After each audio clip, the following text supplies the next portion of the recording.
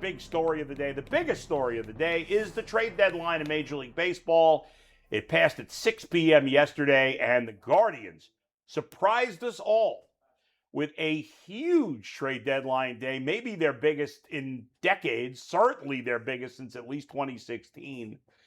Making 4 trades, 1 on Saturday and then 3 yesterday during the deadline, including the 2 at the end for the Foster Griffin trade there and Nathaniel Lowe. I mean, those trades happened in the last hour before the deadline.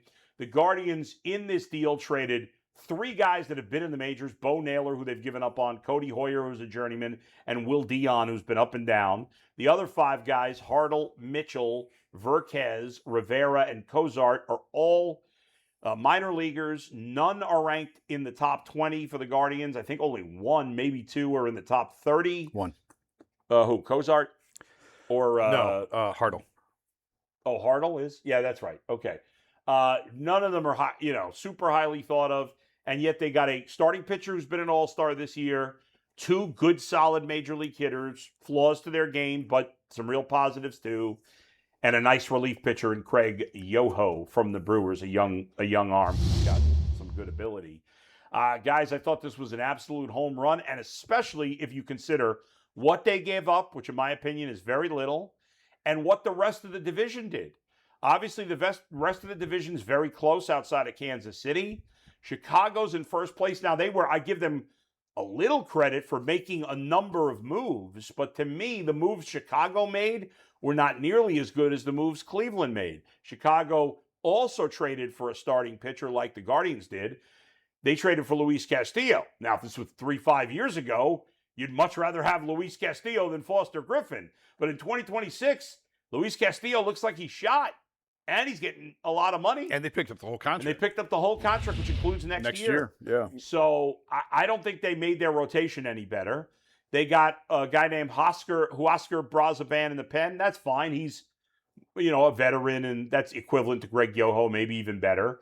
But their hitting additions were Joey Bart at catcher, who, outside of like 2 months with the Pirates a few years ago, has been a bust as a player and is really just a backup catcher. I think they got one more. I think they maybe got one more hitter, but nobody of significance. And Bull, you take a look at Detroit. Yeah, they sold. Because I always look at the Detroit Tigers and the Guardians having this back and forth for, I believe, the last 3-4 years, where it was a really good rivalry. It was a really great series when Scooble came and pitched, and that was one of the best series we've seen in the playoffs.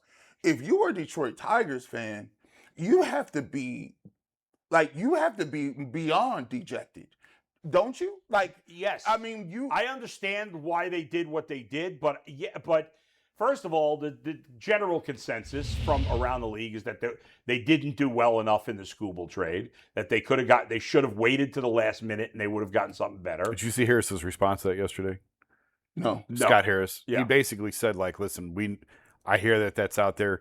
We'd made the very best deal that was possible. We knew where everybody aligned. Waiting another day or two wasn't going to make any sort of. I don't know. Teams get desperate at the last minute. You never know. Some other team. I don't know.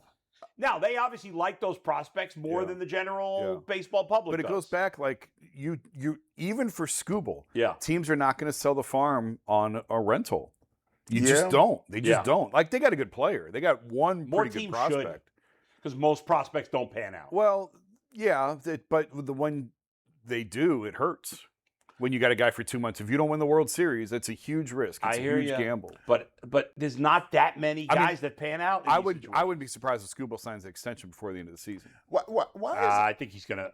Why? Well, why would you wait and go into the uncertainty of the offseason when you know the Dodgers are going to outspend anybody? It would make sense for him if the Dodgers. Yes, that's true. Because especially if there's a salary cap on the other end, he might not be able to get as much. Yeah. Educate. Why was it always a foregone conclusion that when these guys make it to free agency, they're never signing with the team that they're with?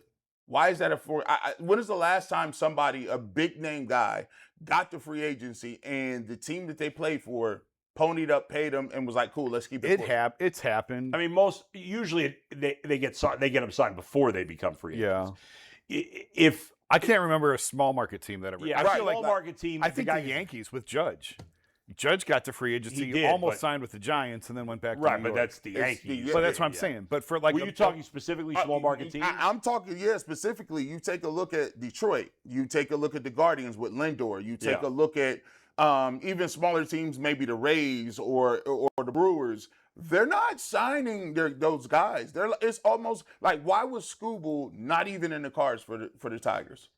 They were unwilling to pay what he wanted. He's going to get $400 million, or it was reported that he could get up to like $400 I think million. that's a huge. By the way, let's be fair about it. Most of these massive contracts do not work for the team. And we get mad, and the big teams sign them. Most of them, some of them do certainly, but most of them don't work out. Skubal's already had one Tommy Skubal John. will be. I think overall, when he signs that contract, it's going to be a disaster for the team. He'll have a couple of really good years, but overall, it will look like a bad contract. I said a couple years ago, I will never kill the Guardians again for not signing pitchers to long-term extensions because it rarely ever works out in the team's favor. Ultimately, all these guys are going to have surgery at some point. They're going to miss a significant amount of time. It's fine when you do it with like a guy like Bybee before he's making big money because you're not paying crazy money. But no, I'm never going to blame the Guardians for not signing a pitcher to a $400 million contract. If they sign Skubal and he blows out his elbow, they'll just write it off as a loss and move on. Like the Dodgers can do that. Right. Nobody else can do that. But let's get back to the division. The Twins made a couple of small moves. They were more aggressive than I thought they would be. Yeah. I mean, they're trying to win. They didn't trade Ryan Jeffers. Everybody thought they would. They added to their pen a little bit. Obviously, the Tigers sold. The Royals did nothing. I don't think they had some minor moves, I think. Nothing that I recall. They traded Lane Thomas, not yesterday, but they traded Lane Thomas to Atlanta.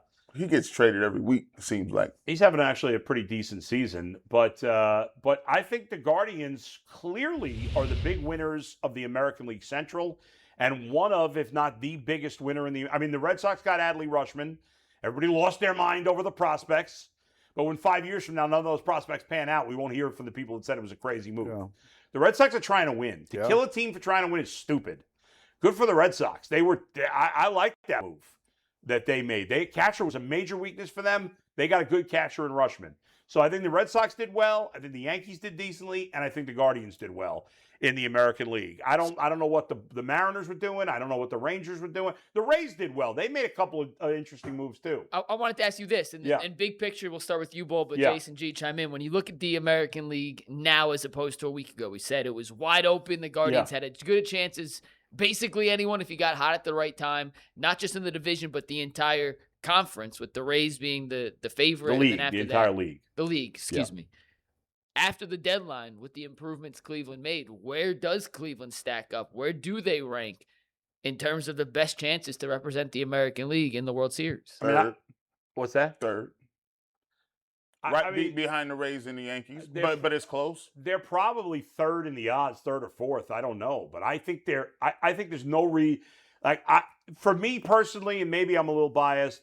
A, because I'm a Guardians fan, and B, I hate the Yankees, and maybe that affects me. I don't know. I really think the Guardians, if it works out the way it could, based on what they did. I look at their roster compared to the Yankees and Rays, and I don't think it's clear that either of those teams are clearly better than the Guardians. I really don't. Two teams nobody's talking about that I think could still make a lot of noise. Seattle and Houston. Yeah, those two teams. Nobody's talking about the Mariners or the Astros, and I think they could be a problem.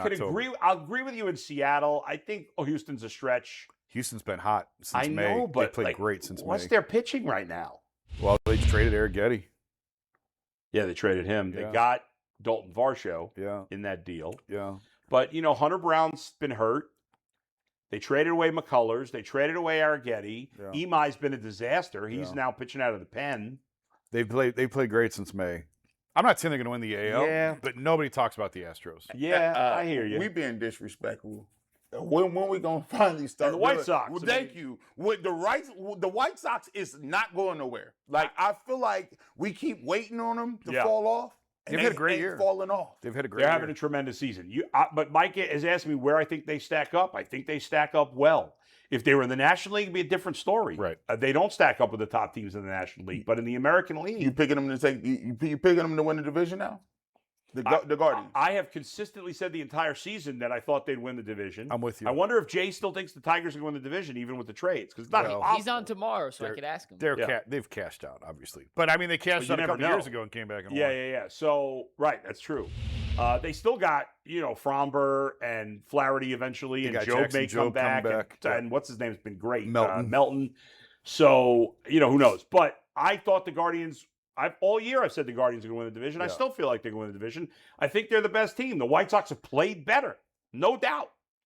And kudos to them. And I do think the White Sox will make the playoffs, but I still think the Guardians are going to win the division. And you can see them tonight on WKYC. I looked it up real quick. I was trying to remember. To me, this is the most active trade deadline that they've had since 2000. Yeah. 2000 is when they traded Richie Sexton for Bob Wickman and Jason Beret. Oh, right. They got David Segui to play first base, and they got Will Cordero at the trade deadline. Will Cordero. I just went back to MLB 94. I'm like, Will Cordero. But they're very similar type of moves. Yeah. I mean, Wickman was a closer, obviously, at the time, but they added a starting pitcher. They added a first baseman, a left-handed hitting first baseman in Segui, and they added Cordero, another bat. So it just felt like that was... I would even put this above 16 in terms of going all in. In terms of total moves and aggressiveness, this is by far the biggest in a long time. Yeah. It's huge. Now, none of these players individually are likely to have the impact that Andrew Miller did in 2016. Sure. Yeah. But still, I mean, as a whole, they did a tremendous job. And I think this might be one of them years, and I don't know why I'd be thinking this, but it's a lockout looming. You might be able to catch some people slipping. Like, their lineup now is a flip of the coin. And what I mean by that is, let them get into a series, right? And actually Jose gets hot. Actually you get a dominant. Andrew Miller during that time period, he just got hot. He was the best pitcher in the world for about 3 weeks. And there wasn't nothing you could do about it. They bring in, and he was throwing back to back. Low key, they pitched him so much. He was out the league in like 2 years. Yeah. That took years off that man's career. Yeah. After that happened, Tito was throwing him out there like that. But if you look at the Guardians and you look at them and you get into a playoff series, they got enough pieces where now if you say, hey, that guy, he wasn't that good in the regular season, but he got hot at the right time, the Guardians can win. And the Guardians, if you're a member of the Guardians right now, you got to be through the moon, over the moon, or through the moon, whatever you want to do. Whatever you want to do with the moon, do it. Because you had to believe down deep that the players were like, we're not going to do anything. We never do anything. And look what they did. So the guys got to be excited that the front office said, we believe in you. Now it's time to win. The front office did their job. Now the players got to take care of business. The next 3 days, the Guardians are playing a Mets team that traded their entire bullpen except for one guy. The Mets will come to Cleveland tonight with one relief pitcher that was on the team a week ago. One. I'm not exaggerating.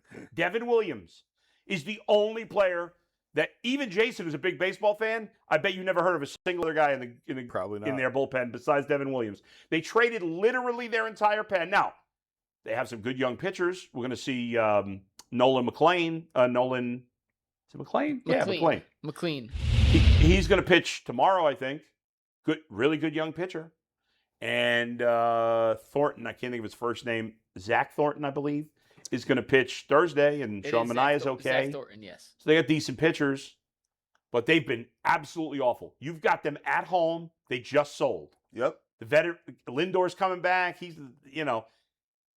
Meanwhile, the White Sox, I can't remember if it's home or road. I think it's the road. Are going, I'm pretty sure it is. They're going to Boston. You think Fenway Park's going to be rocking? Yep. They're the hottest team in baseball. I don't know if Rushman's ready to come off the IL. He's been injured. So I think he's just about ready, but he might not play yet. But the Red Sox did some other things. They added to their bullpen also. That place is going to be rocking. This is a great opportunity for the Guardians to quickly catch up with the White Sox. And then they got the White Sox. They play the White Sox, and then they play, I think, either the Twins or the Tigers, right? Tigers, then the home for Padres and Giants. Yeah, and the Tigers sold. That schedule is the Padres, they're trying to stay in it. The Giants also. I mean, You look at the Giants. They traded their whole bullpen. Their roster, outside of Logan Webb and like one or two hitters, is hideous. The Giants might be the worst team in baseball right now. So you got the Mets, who are terrible, the Tigers, who are decent, the Padres, who are decent, the White Sox, who are pretty good, and the Giants, who are terrible. Let's get it done. Let's get it done. I mean, the flip side is you talk about how energized the Guardians clubhouse should be after these moves. What do you think Tigers players are feeling now after losing Scuba? Exactly. Man, season's over. Ain't nobody going to, and they don't get no attendance anyway. That thing going to be empty as a field house, bro. It's going to be 3 people there. Can you imagine a day game in Detroit now? Why would you go? You've been a playoff contender the last bunch of years. You just sold. You just traded away your best player. Jason, start with you, and we'll go. By the way, I'm rooting for Scooble to be terrible in the Dodgers. I hope he stinks. I hope he gets ripped every start. I'm going to stop short of saying I hope he gets injured because I don't root for injuries. But I hope he's absolutely terrible, and I hope the Dodgers implode. Why? Because I hate the Dodgers. Oh, so it's not an anti-Scooble thing. It's just it's not anti-Scooble. No, I hate the Dodgers. Scooble's a great dude. I hate that Scooble was like, I don't want to hear from the guys who are complaining. Well, it's the fans that are complaining, Scooble. Fans are frustrated that now I have no sympathy for the other big market teams. I don't want to hear from the Cubs fans or Yankees fans or Mets. None of those. And I don't blame the Dodgers. The problem is the other teams, is the Rays and the Guardians and the Pirates and the Reds. The Reds are idiots. Well, we can't. I ain't gonna say none of the Guardians. No, the Guardians today are good. Not today, but but I want the Dodgers to lose. We'll go around the horn. Jason, we'll start with you. I'm with Ball, and we'll wrap this up. Yeah. And I'm using an arbitrary number, you can adjust it. If the Guardians at yesterday morning 9 a.m. were a 70 out of 100, where are they now after the addition of Adell, Griffin, and Nathaniel Lowe? I will just say I think they were a 60 out of 100. I was using a random number. Oh, okay. You can pick whatever number you want. Yeah, let's start with 60. They were a 60. What are they now? 85. 60 is low. I would have at least a 75. All right, 65. Let's split the difference. Okay. If they were, I would add about 15 to 20 points. So 80 to 85 now. I think they're a solid 86, 87. I'm right with you guys. 80, somewhere in the 80s. I think they're much improved.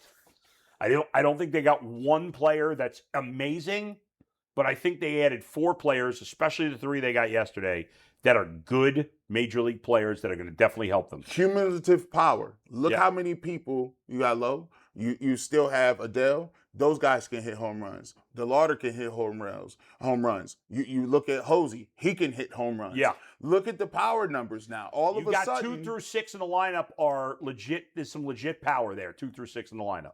We can play 3 home run games now. Actually, maybe 7 if you include Rocchio too. And Rocchio's shown some power. Yeah, I mean, he's been great.